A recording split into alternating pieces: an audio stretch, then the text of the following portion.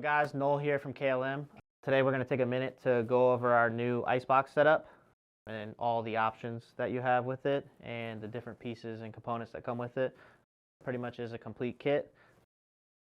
And it comes with all the lines to run from A to B. You can start with the actual icebox tank. It does come standard powder coated wrinkled black. We do have one of our billet lids on top, as well as a billet pump mounting bracket. Comes welded to the side. All this will come together. We'll move on to the pump. It comes with a CWA Pierberg pump, so I believe it's called the CWA 400.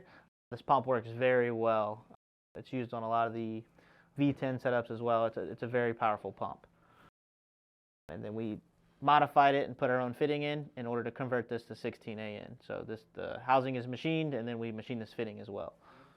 It does come with the piggy tail that will plug into the pump, along with the coupler that runs into the tank and into the pump. We can kind of show you more on the car in a minute, but the pump does mount up like this with the coupler on this end with a billet bracket that comes through right here and bolts the pump up to this bracket and holds it just like that. So we'll show you more of that on the car. This is the pass-through fitting.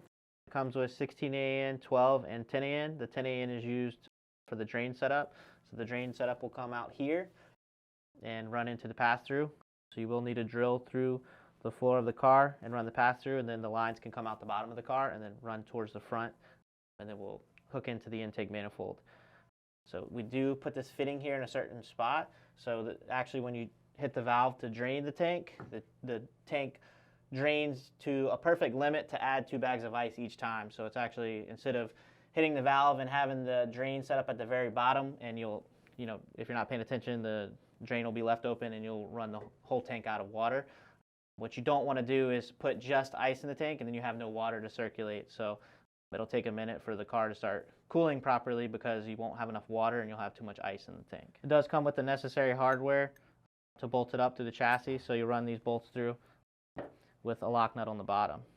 So this is the valve that'll come with it. It's a 10A in valve, so it's an on and off valve for the drain setup. And then this will be all the different fittings. So we run standard A in fittings up top, and then we run push lock hose lines throughout the bottom of the car towards the intake manifold. It does come with a few mounting brackets to mount the actual icebox to the car. One of them bolts up to the front like this and then mounts, and the other one is over here welded to the tank. So we went over most of the main components of the kit today. There is a lot of other small pieces, bolts, fittings, hose clamps, and so on that are included. You will get a checklist like this with each piece checked with everything that'll be in the box.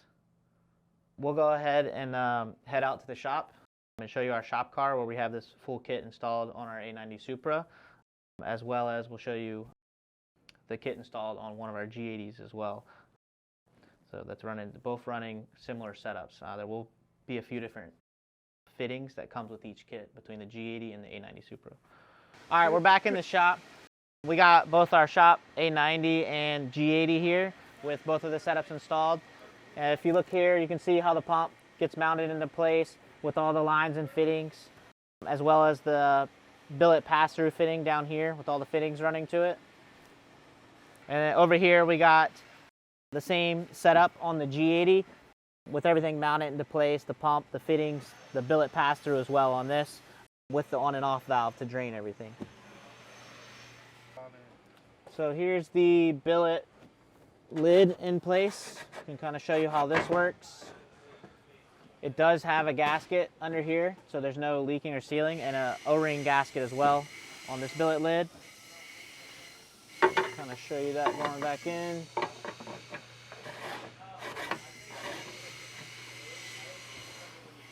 There is a bleeder valve on the corner here to relieve any pressure that builds up in the system. Good thing about our icebox setup is it does tap into the factory cooling system, so the heat exchanger is still into place, so the water actually runs into the intake through the heat exchanger and then back into the tank. So if you're not putting ice in the car and you just plan on driving the car on the street, the water will still stay cool through the factory heat exchanger. Again, we'll kind of go over the fact that The drain is in a certain spot to allow you to click the valve and let it drain and stop. And if you walk away, you don't have to worry about the tank running out of water. It'll drain just enough to add 2 bags of ice to each time, which we figured out is pretty much the perfect amount of ice to add each pass or each dyno pool.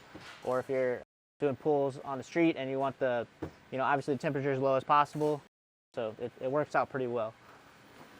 So if you'll notice that the factory reservoir is actually here. We have a plug here that comes with the kit. So you'll just pop the hose off and the plug will clip right into place to block that off. So that's a billet plug that we make and send with the kit that clips right into place and will block this hose off. So you can leave the reservoir out. So on our shop car, we have the regular, I think this is the standard CSF. The other one's called what, the Race X. So this isn't one of the Race X. The Race X actually has coolant flowing in and out the front. So it's a single pass. And then this one actually has the inlet and outlet on the back side of this, so it's a little hard to show the lines running into it. But essentially, ice cold water will be coming directly from the ice box into the intake and out the intake, and then it'll come through and go into, and then pass through the heat exchanger, and then back through the AC, and then out and back to the car. So that's essentially the route that the water will be moving and how you want to tap everything in.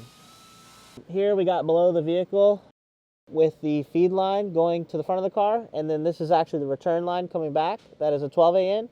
This is the drain line, so when you flip that valve up top, the water will drain out of here. Typically you can drain it into a bucket or something easy, or essentially you can just drain it out onto the ground because it will just be water.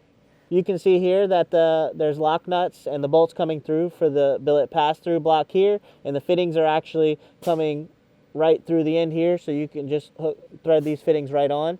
You don't have to worry about the pass-through leaking. It's all one billet solid piece. So this is the route that we ran the lines back through the bottom. You can route these different ways. If you're running a factory exhaust or depending on what muffler or style you have, you can do this a little bit differently. You can also run the pass-through in a different location up top as well, depending on how you want to mount and do things or what exhaust setup you have on the car. This is the bottom of the G80. We ran this a little bit different because we weren't sure what kind of exhaust we want to run back here. So we gave it a little more room without the lines being in the way. So you notice we trimmed this panel here and then ran the lines through there all tucked away, as well with the drain valve right there coming out the bottom. This is actually the drain line with the cap tucked away. So we actually have a very similar icebox setup that'll go on our V10s as well. We're not quite finished yet. We can show you, not mounted into place yet, but basically the box is complete and we're still figuring out all the fittings and how we want to route everything. They'll come in and out of these coolers back here. We can show you around the front of how everything goes into place, but yeah, stay tuned for our V10 setup. We're finalizing everything in the next coming week. So this is how the box will sit up front on the R8 and Lamborghini Huracan. It'll use the same pump bracket and pump, and then similar fittings and lines. So we're still figuring out how we want to route and run everything on this.